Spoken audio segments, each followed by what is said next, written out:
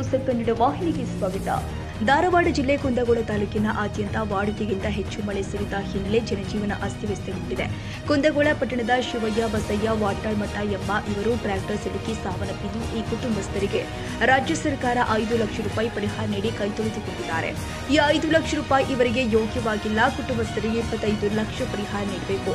ಇತ್ತೀಚೆಗೆ ಸುರಿದ ಭಾರೀ ಮಳೆಯಿಂದ ಬೆಣ್ಣೆಹಳ್ಳ ಉಕ್ಕಿ ಹರಿದು ರೈತರ ಜಮೀನಿಗೆ ನೀರು ನುಗ್ಗಿರುವ ಪರಿಣಾಮವಾಗಿ ರೈತರು ಮರುಬಿತ್ತನೆಗೆ ಮುಂದಾದರೆ ಬೀಜ ಗೊಬ್ಬರಕ್ಕೆ ಮತ್ತೆ ಹಣ ಖರ್ಚು ಮಾಡಬೇಕು. ಇಲ್ಲಿ ಹಣ ಖರ್ಚು ಮಾಡಿದ್ರೂ ಕೂಡ ಬೀಜ ಗೊಬ್ಬರ ಕೂಡ ಸರಿಯಾದ ಸಮಯಕ್ಕೆ ಸಿಗಬಹುದು, ಸಿಗದೇ ಇರಬಹುದು ಎಂಬ ಗೊಂದಲ ರೈತರಿಗೆ ಎದುರಾಗಿದೆ.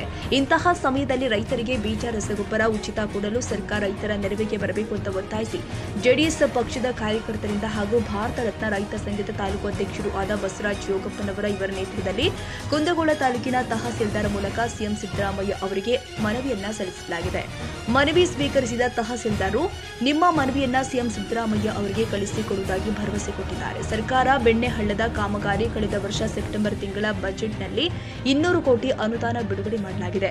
ಬಿಡುಗಡೆ ಮಾಡಿದ ಅನುದಾನದಲ್ಲಿ ನಮ್ಮ ತಾಲೂಕಿನ ಅಧಿಕಾರಿಗಳು ಹಾಗೂ ಜನಪ್ರತಿನಿಧಿಗಳ ನಿರ್ಲಕ್ಷ್ಯದಿಂದಾಗಿ ಕುಂದಗೋಳ ತಾಲೂಕಿಗೆ ಬರಬೇಕಾದ 200 ಕೋಟಿ ಅನುದಾನ ನವಲಗುಂದ ತಾಲೂಕಿಗೆ ಹೋಗಿದೆ. ಇದರಂತೆ ಕುಂದಗೋಳ ತಾಲೂಕಿಗೂ ಕೂಡ 200 ಕೋಟಿ ಹಣವನ್ನು ಬಿಡುಗಡೆ ಮಾಡಬೇಕು. ಕುಂದಗೋಳ ತಾಲೂಕಿನಾದ್ಯಂತ ಗ್ರಾಮೀಣ ಭಾಗದ ರಸ್ತೆಗಳು, ಸೇತುವೆಗಳು, ಶಾಲೆಗಳ ಕಟ್ಟಡಗಳು, ಕಾಂಪೌಂಡ್, ವಿದ್ಯುತ್ ಕಂಬಗಳು ಬಿದ್ದು ತೊಂದರೆಗೆ ಈಡಾಗಿದೆ. ಇವೆಲ್ಲವೂ ಸರಿಪಡಿಸಲು ಜಿಲ್ಲಾ ಉಸ್ತುವಾರಿ ಸಚಿವರು ಆದ ಸಂತೋಷ್ ಲಾಡ್ ಅವರು ಹಾಗೂ ಸಂಬಂಧಿಸಿದ ಅಧಿಕಾರಿಗಳು ಕೂಡಲೇ ಕುಂದಗೋಳ ತಾಲೂಕಿನ ಕಡೆ ಗಮನ ಹರಿಸಿ ರಾಜ್ಯ ಸರ್ಕಾರದಿಂದ ಅನುದಾನ ಬಿಡುಗಡೆ ಮಾಡಿಸಿ ಸಾರ್ವಜನಿಕರಿಗೆ ಅನುಕೂಲ ಮಾಡಿಕೊಡಬೇಕು ಅಂತ ತಾಲೂಕಿನ ಜೆಡಿಎಸ್ ಪಕ್ಷದ ತಾಲೂಕು ಅಧ್ಯಕ್ಷರು ಹಾಗೂ ರೈತ ಮುಖಂಡರು ಆದ ಶಂಕರಗೌಡ ದೊಡ್ಡಮನಿಯವರು ಆಗ್ರಹಿಸಿದ್ದಾರೆ. ಇಲ್ಲದಿದ್ದರೆ ಮುಂದಿನ ದಿನದಲ್ಲಿ ಸಂಬಂಧಿಸಿದ ಇಲಾಖೆ ಎದುರಿಗೆ ಹೋರಾಟ ಮಾಡುವುದಾಗಿ ಇವರು ಎಚ್ಚರಿಸಿದರು. ಮಾನ್ಯ ಮುಖ್ಯಮಂತ್ರಿಗೆ ಮನವಿ ಸಲ್ಲಿಸಿವಿ. ಇವತ್ತಿನ ಬೆಣ್ಣೆಹಳ್ಳ ಪ್ರವಾಹದಿಂದ ರೈತರು ಭಾಳ ಸಂಕಷ್ಟದಲ್ಲಿ ಸಿಲುಕೊಂಡಾರ. ಅವರು ಬಿತ್ತಿದಂಥ ಬೆಳೆ ಎಲ್ಲ ಸಂಪೂರ್ಣ ಹಾಳಾಗ್ಯಾವು. ಅಂಥ ರೈತರಿಗೆ ಉಚಿತ ಈಗ ಬಿತ್ತಾಕ ಬೀಜ ಗೊಬ್ಬರ ಕೊಡ್ಬೇಕು. ಮತ್ತು ಈಗ ಬ್ರಿಡ್ಜ್ ಎಲ್ಲ ಹಾಳಾಗ್ಯಾವು.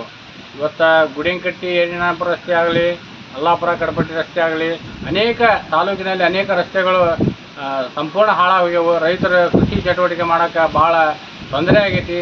ಇದರಿಂದ ಇವತ್ತು ನಾವು ಎಲ್ಲ ರೈತ ಸಂಘ ಹಾಗೂ ಮತ್ತು JDS ವತಿಯಿಂದ ನಾವು ಇವತ್ತು ತಹಸೀಲ್ದಾರ್ ಮೂಲಕ ಮಾನ್ಯ ಮುಖ್ಯಮಂತ್ರಿಗೆ ನಾವು ಮನವಿ ಸಲ್ಲಿಸ್ತೀವಿ. ಶೀಘ್ರದಲ್ಲಿ ಅದನ್ನು ಕೆಲಸ ಎಲ್ಲ ಮಾಡದೇ ಇದ್ದರೆ ಮುಂದಿನ ದಿನದಲ್ಲಿ ನಾವು ಉಗ್ರ ಪ್ರತಿಭಟನೆ ಮಾಡ್ತೀವಿ. ನೀವು ಸರ್ಕಾರ ತಾರತಮ್ಯ ಮಾಡಾಕತ್ತೈತಿ. ನವಲಗುಂದ ತಾಲೂಕಿಗೆ 200 ಕೋಟಿ ರೂಪಾಯಿ ಬೆಣ್ಣೆಹಳ್ಳ ಕೊಟ್ಟೈತಿ. ಅದೇ ರೀತಿ ನಮ್ಮ ಕುಂದಗೋಳ ತಾಲೂಕಿಗೂ 200 ಕೋಟಿ ರೂಪಾಯಿ ಬಿಡುಗಡೆ ಮಾಡಿ ನಮ್ಮ ತಾಲೂಕನ್ನು ಅಭಿವೃದ್ಧಿ ಮಾಡಿಕೊಡ್ಬೇಕಂತೇಳಿ ನಾವು ಈ ಮೂಲಕ ಸರ್ಕಾರಕ್ಕೆ ಒತ್ತಾಯ ಮಾಡ್ಕೊತೀವಿ.